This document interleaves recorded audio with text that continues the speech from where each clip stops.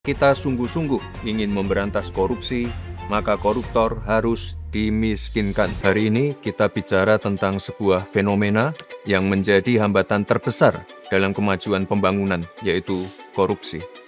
Korupsi adalah kejahatan luar biasa yang tidak hanya menghambat pertumbuhan ekonomi, tapi juga menciptakan ketidakpastian iklim investasi, menurunkan kualitas layanan publik, dan lebih berat lagi, merugikan masyarakat secara luas. Kita semua harus menyadari bahwa anggaran negara, anggaran daerah yang berasal dari pajak yang dibayar oleh masyarakat Indonesia harus dipergunakan setiap rupiahnya untuk kepentingan dan kesejahteraan masyarakat. Berdasarkan data dari ICW selama periode 2013 sampai 2022, potensi kerugian negara akibat korupsi mencapai 238 triliun rupiah. Dan berdasarkan kasus yang ditangani kejaksaan, potensi kerugian negara akibat korupsi di tahun 2024 mencapai 310 triliun rupiah. Namun, sayangnya hanya 1,6 triliun rupiah yang mampu dikembalikan ke kas negara. Artinya, pengembalian aset negara yang dikorupsi sangat sulit untuk dilakukan, dan lebih dari 90% menguap begitu saja, bahkan justru tetap bisa dinikmati oleh pelaku dan kerabat pelaku. Memang penyimpangan ini tidak hanya terjadi di 1, 2, atau segelintir negara saja, tapi hampir semua negara mengalaminya. Namun, respon dari masing-masing negaralah yang menjadi penentu keberhasilan pemberantasan korupsi.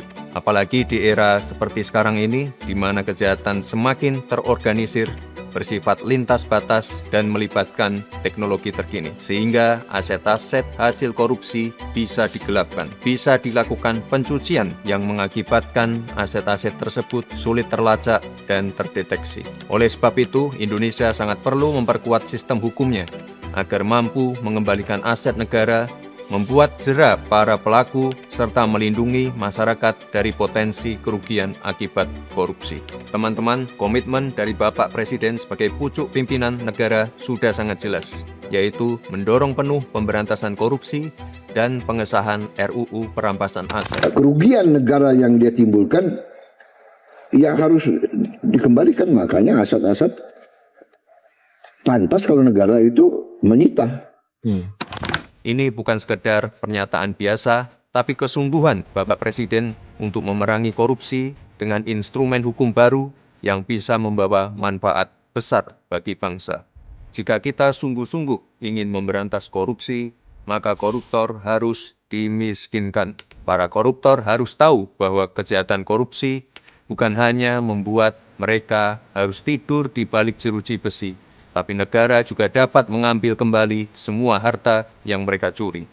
Prinsipnya sederhana, selama suatu aset bisa dibuktikan berasal secara langsung maupun tidak langsung dari tindak pidana seperti korupsi, narkotika, pertambangan liar, penangkapan ikan ilegal, pembalakan liar, judol, ataupun TPPO, negara memiliki kewenangan untuk merampas aset tersebut untuk dikembalikan menjadi aset negara, menjadi hak rakyat yang digunakan kembali untuk kepentingan rakyat. Inilah esensi dari RUU perampasan aset yang saat ini menjadi sangat penting dan mendesak.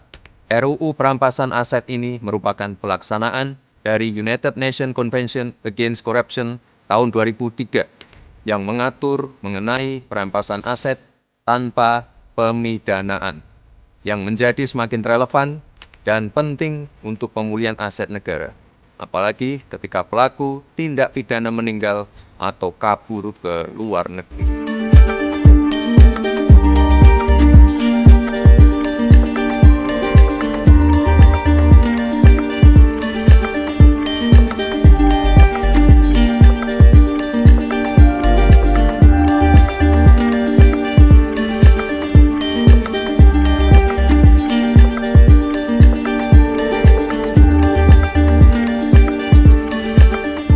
Kecepatan informasi dan akurasi data adalah komitmen kami. Satu langkah lebih dekat, satu langkah lebih terpercaya. Saksikan Kompas Petang di Kompas TV, channel 11 di televisi Anda.